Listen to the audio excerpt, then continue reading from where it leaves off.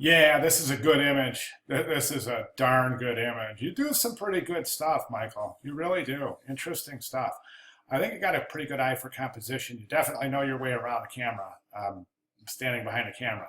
So this is fantastic, the way that you have preserved the light and just the ambient light and no flash. It doesn't look like there's any kind of fill light. So this is great. My guess is that there's a light from above somewhere, but what you've done here is really fascinating.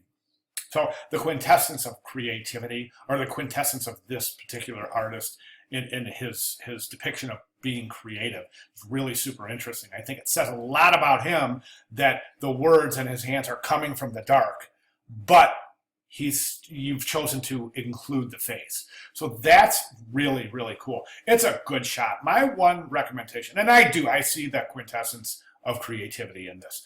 And there's no right or wrong in this assignment. Not at all. It's really you guys showing your personality and your mode of direction, so to speak. So I love it. The crop I think is a little bit disturbing, to the composition. I don't mean disturbing. I don't mean like, ooh, this is bothering me. I mean it's a little bit bothersome to the composition because it's so bottom heavy.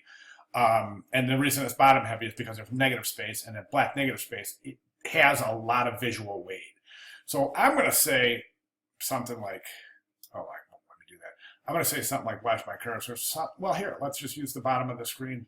Something like that. Something like that. I think it's important that he's at the top of the frame, so I don't think a square composition is going to work. However, it's not bad.